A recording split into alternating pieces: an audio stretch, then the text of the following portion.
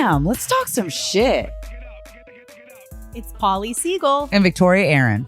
two licensed therapists who've spent way too much money on degrees, certifications, and trainings. We both love what we do and couldn't imagine working in any other profession. But we're forced to be serious all the time, and that gets boring.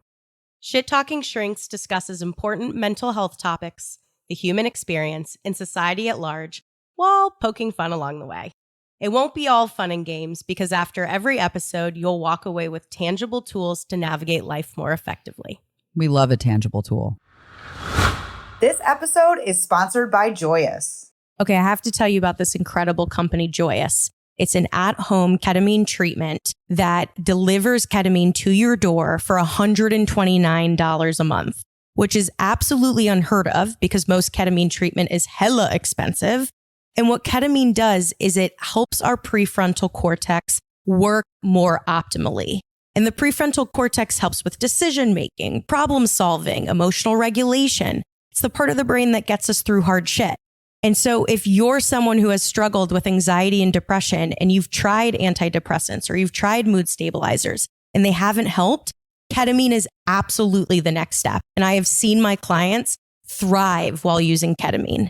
Joyous makes it super easy to access this life-changing medicine, and you can start the process by visiting www.joyous.team. Episode 9. Self-Sabotage. We all have an inner saboteur, as RuPaul says. We really do. Like all of us throughout our life at numerous points have done something that have stopped ourselves from being successful or have hindered our ability to meet long-term goals and overall wellness. Yeah, why are you so afraid to be great? Yeah. Right? Say that again. Why are you so afraid to be great? People are terrified of success, even though Absolutely. one would think, Success, it's all I want. I think about it all the time. I'll do anything I can. No. Like people self-sabotage their ability to obtain what they really want all the time. Yeah, it's the human condition, bitch. It is the human condition. Sometimes I wonder, like thinking back to caveman days, like what were they doing to self-sabotage? Like one day they're just like, fuck it, I'm not getting food for my family. I'm gonna kill him.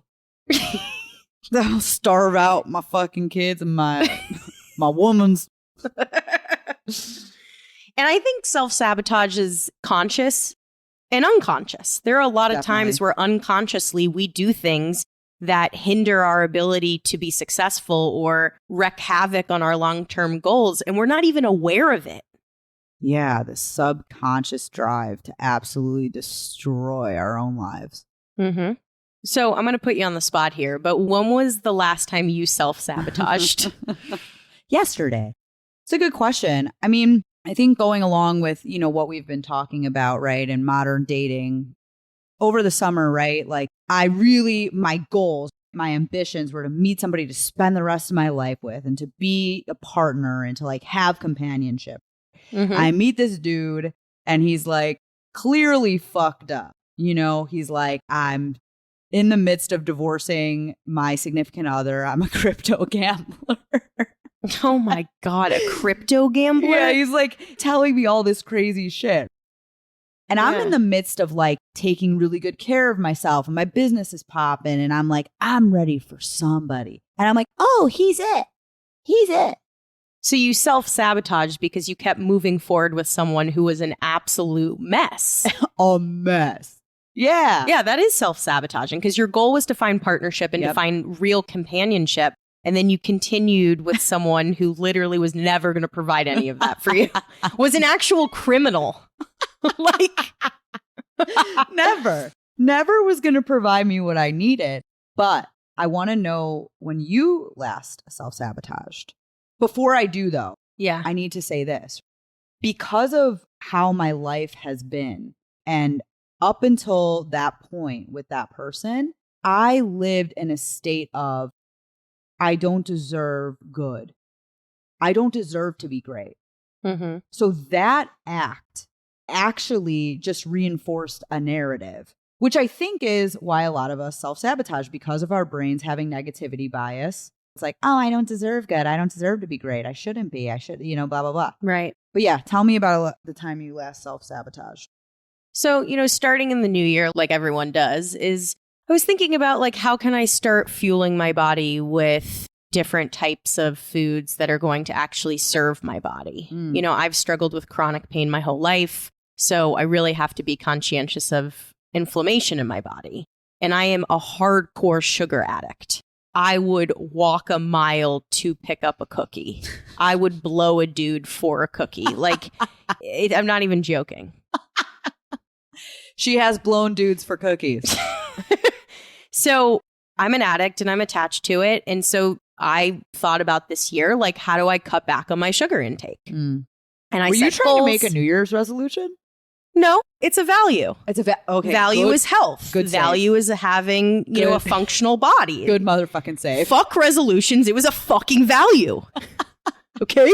Yeah. But anyways, so, I felt like I was doing really great. I was being conscientious of how much sugar I was taking in. And then one night I was just like, fuck it. And that fateful night, I went to the grocery store and I just bought icing. Icing? Like icing. Like Pillsbury icing? 100, yeah. And I was like smearing it on my gums. Like I was, I just like ate half a jar of icing. Like that's self-sabotage right there. Holy shit, that sounds I insane. binged on it. I have goosebumps all over my body. Like you're completely shocked. What's the goosebump? Turned on, shocked, disgusted, every emotion. Yeah, I mean, consuming that much icing is actually disgusting. But you self-sabotaged. 100%. It was like so, I don't know if I've mentioned in this episode yet, but we have the conscious and unconscious sabotage. And that one for me was conscious. I knew exactly what I was doing. Do you know why you made that decision? I wanted recklessness. Ooh. Like I felt too structured. Like I was doing too good with my sugar intake. Wow. And so I wanted to just like shake things up in a way where I just felt a little careless. Like I was thirsty for carelessness. Oh, yeah. Fuck yeah. Yeah. I love being And I felt reckless. horrible. I'm not going to feel bad about eating icing because I just fuck it. Physically, my body felt horrible. And my inflammation the next day was through the roof. I was working out with my trainer and I was like, oh my God, my body feels like an 80-year-old woman. Wow. So it's like we do this stuff consciously and unconsciously. And it's one of the hardest behaviors to correct, in my opinion. It's so hard to stop ourselves from engaging in these destructive and risky and careless behaviors that we do. There's so many philosophies, Paulina, about like why we as humans treat ourselves so poorly. Yeah. And it's like this idea that, so some of the philosophies that I've read about are like, because we're mortal, we hate ourselves. Because we know we're going to die, we hate ourselves. Or, there's hundreds of thousands. Mm-hmm. But when it really comes down to it between you and I, as we're talking here and our listeners are hearing this, it's like you really have to sit and ask yourself, like, why do I treat myself so badly? Especially when things are going well.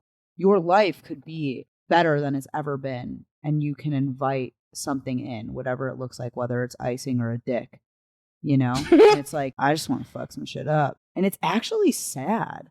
It is sad that we're very, very wired for destruction versus greatness.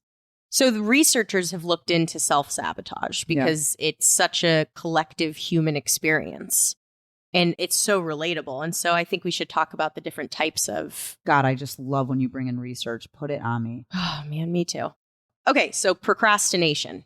Yep. One of the biggest self-sabotaging behaviors. Mm-hmm. Courting temptation. You'll appreciate this. So like testing yourself in environments where you're going to fuck up. Hell yeah. Right? Like if someone's trying to be sober and they're like, yeah, I'm going to go to this tailgate when I know everyone's getting blasted. Yeah. You're courting temptation. Reprioritization, where you convince yourself, oh, I really need to be focusing on this for this reason when something else really should demand your attention. Yeah. So you're just reprioritizing things in your life that you don't need to, and it's this form of avoidance. Yeah. Self-medication. I've medicated myself with food my entire life. You with alcohol and drugs. Mm-hmm. I mean, we're constantly trying to numb our internal emotional experience, especially the painful emotions. Yeah. Perfectionism. defensiveness. These are the biggest forms of procrastination. I mean, for me, I am a recovering perfectionist. I don't even know if I'm recovering. I was about to be like, are you sure you're in recovery? Yeah, I don't think I'm actually in think you're a recovery. practicing perfectionist. I think I'm a practicing perfectionist. I need to work on that in my own therapeutic work. Mm. In some ways, setting such high standards that's pretty much impractical, Yeah. that's self-sabotage. Yeah, because then you're like never satisfied. I am always looking for what's next. It is a very harmful quality of myself where I'm like, all right, I just achieved this. What's next, baby? And I do practice gratitude. I do. And gratitude is very important to me. But sometimes where you're at is enough.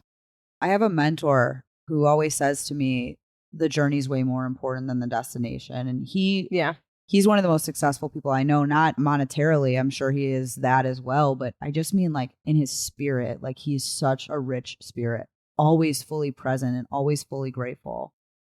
And I think that's a really, really good antidote to self-sabotage.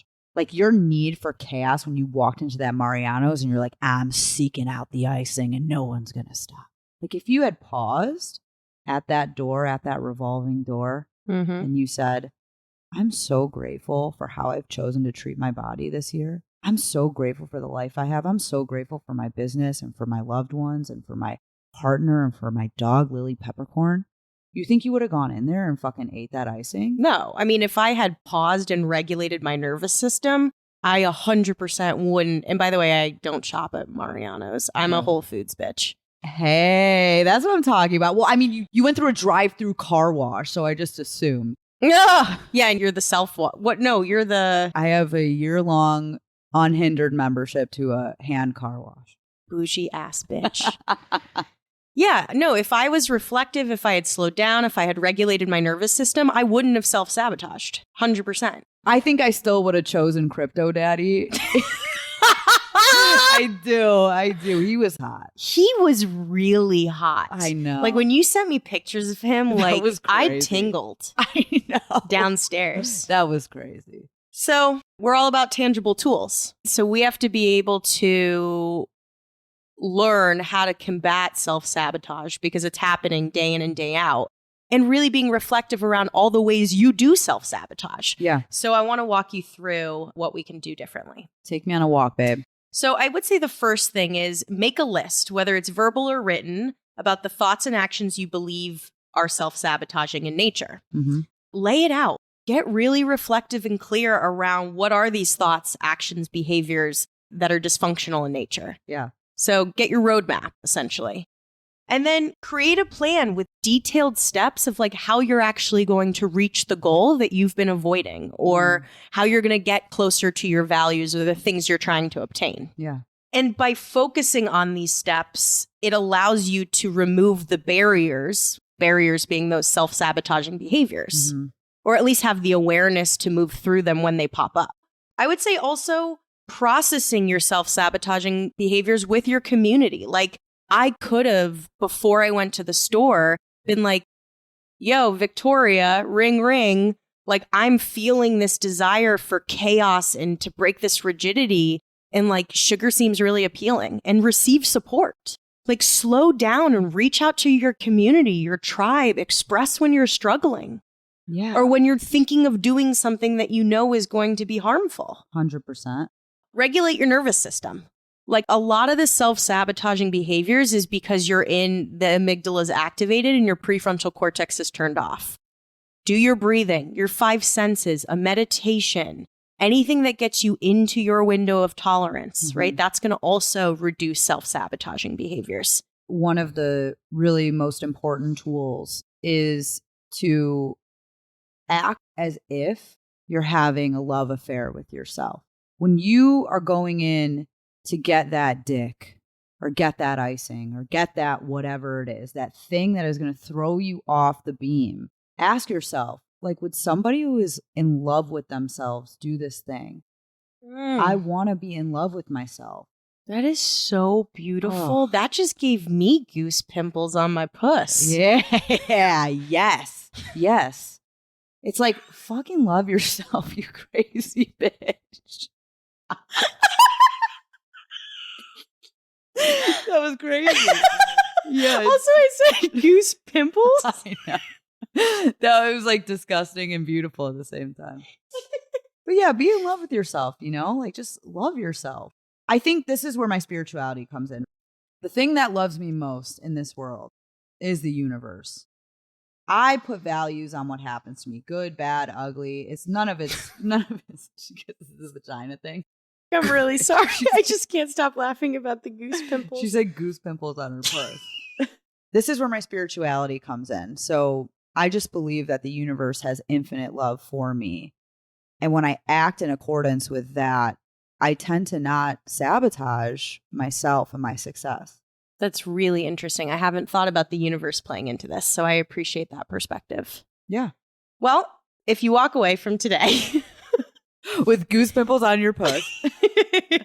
No, I hope that everyone walks away today first feeling seen and recognized that self-sabotaging behaviors are normal. Yes. And they're going to continue to happen. But the tools that we provided allow you to maybe prevent some of those moments from happening or move through the self-sabotage a little bit more effectively. Absolutely. As Victoria always says, big, big love. Big love, big goose pimples. We appreciate you all so much. Catch you later. Bye.